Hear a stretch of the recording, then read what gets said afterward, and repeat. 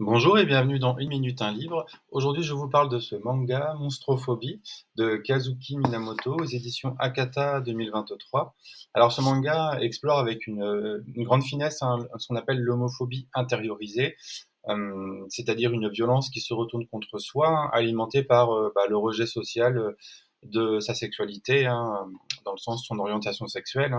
Alors, Arashiro, harcelé au lycée, finit par se transformer littéralement en monstre, on le voit sur la couverture. On est bien sur une métaphore voilà, du processus finalement de stigmatisation, d'auto-stigmatisation dans un environnement sans surprise de violence sociale qui isole, ostracise, abîme et peut conduire au désespoir, voire pire. Alors justement, si on se pose la question, habituellement, quel est le sort réservé aux monstres quand le monde vous voit comme un monstre, vous finissez finalement par vous percevoir comme tel. Alors, vous adoptez des attitudes que l'on attend de vous, même les plus destructrices, et vous adoptez notamment des comportements qui sont violents, à l'image de ce qu'on peut percevoir, en tout cas, d'un monstre dans l'imaginaire. Alors finalement, comment être soi-même quand finalement c'est eux qui devraient vous soutenir, vos amis, votre famille, vos proches, vos profs d'ailleurs, vous rejettent finalement pour ce que vous êtes.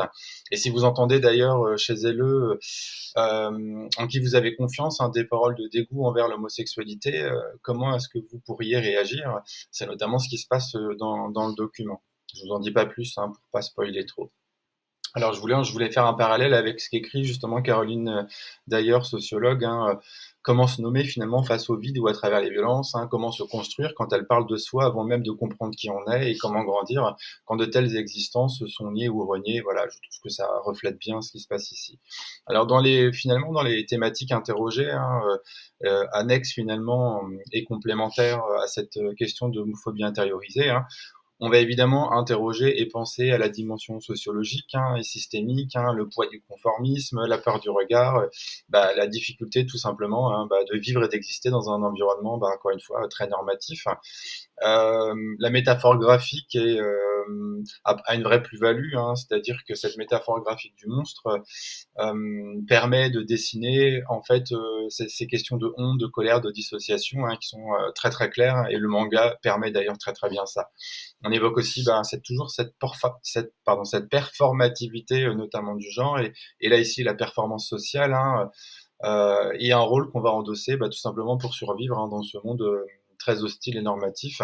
Et donc la dimension performative également de l'injure invite et questionne cette peur de devenir exactement ce que l'on vous reproche d'être. Voilà, donc ajoutons la menace du stéréotype, etc., etc. Donc en fait, on comprend bien ici que tout s'imbrique.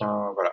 Donc c'est vraiment un récit qui cherche finalement à susciter une empathie puissante chez les lectrices, en tout cas chez vous, pour comprendre voilà la situation dans sa globalité, c'est-à-dire vraiment comprendre les causes aussi systémiques finalement du rejet. Alors, si vous voulez un complément, Wissem Belgacem, dans Adieu ma honte, raconte aussi l'homophobie intériorisée, donc là vraiment sur le monde du foot, mais son témoignage éclaire vraiment sur le lien entre sexisme, homophobie, honte et peur du rejet dans une perspective vraiment intersectionnelle. Donc ça peut être un bon complément pour aborder la thématique vraiment dans une dynamique globale. Et puis là, vous avez un témoignage avec Wissem Belgacem, pour le coup réel, voilà, et qui peut-être peut parler aussi aux jeunes, si vous parlez aux jeunes, et aux moins jeunes, si vous abordez cette question aussi autour de vous, voilà, auprès des adultes. Voilà. Donc je vous souhaite vraiment une bonne découverte, une bonne lecture, et à bientôt.